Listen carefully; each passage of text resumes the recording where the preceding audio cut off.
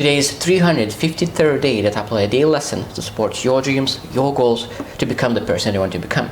Every single day I come here to share my thoughts, perspectives, the lessons that I learned, the lessons that I'm learning.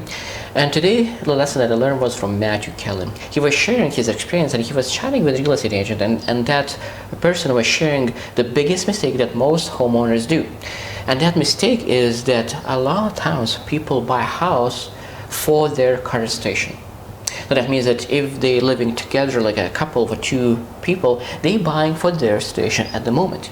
But in 5, 10, 15, 20, 25 years, their station will completely change, might completely change. So that means they will not be ready for it. So that means if you design and plan your 25 years plan, and you know exactly how your life is supposed to look like, then you start looking for a house that will align with 25 years goal, 25 years plan, not just first 5 years. For example, if a couple buys a house, that one bedroom house, a very small house, but they in 5 years want to have like 3 or 4 kids, what that means that they will not have where to put those kids. That means you need to design your life and then choose to buy a house, not vice versa, buying a house and then trying to fit your lifestyle in that house.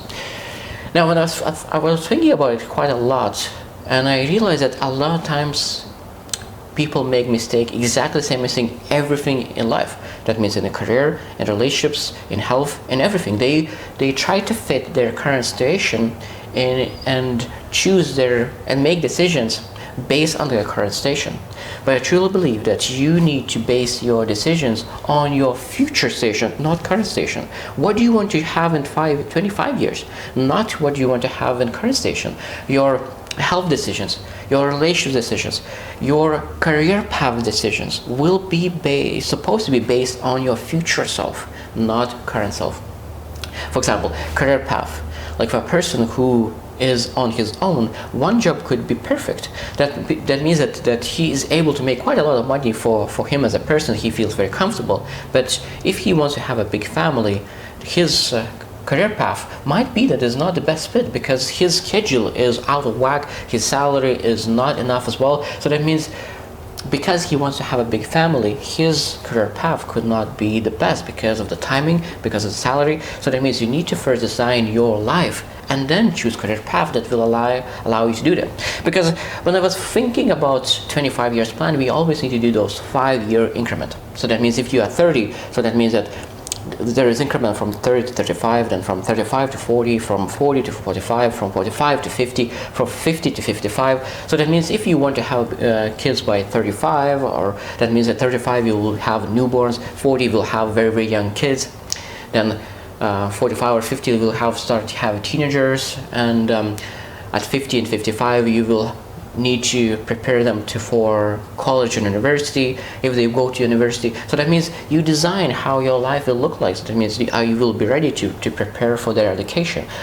Do you want to spend, and how much time do you want to spend with your kids? Because I want to be a full-time daddy. So that means when I have a newborn, I want to make sure that I'm able to spend my time in the morning with the kids, not going in the traffic and standing in the line in the traffic and being disappointed I need to go to work while I could spend my time with my kids. So that means you need to design what is more important for you and what you're willing to do about it. Because for me, being a business owner it makes much more sense than being employee when you have kids.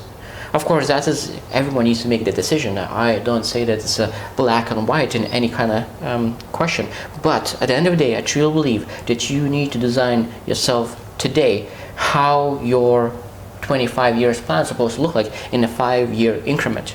Because I know that I really want to support my kids. So that means I want to leave things not for them, I want to live in them. So that I want to have time to spend with them, that I could teach my values, teach the things that I learned, that they could be influenced by my programming. Because a lot of times when kids go to school, they go to places, they do not spend as much time with their parents. So that means that their programming is based on school, on teachers, on other nannies and other stuff. So but I want to make sure that my kids was taught by me and they caught my way of living, not other people. So that means again, you need to design how many kids you want, by what year increment, what kind of home do you want to have, and how every room will be looking in 5 years increment, how your health will look like, what kind of decisions you make for your health in every 5 year increment. There's a lot of things that you are able to design,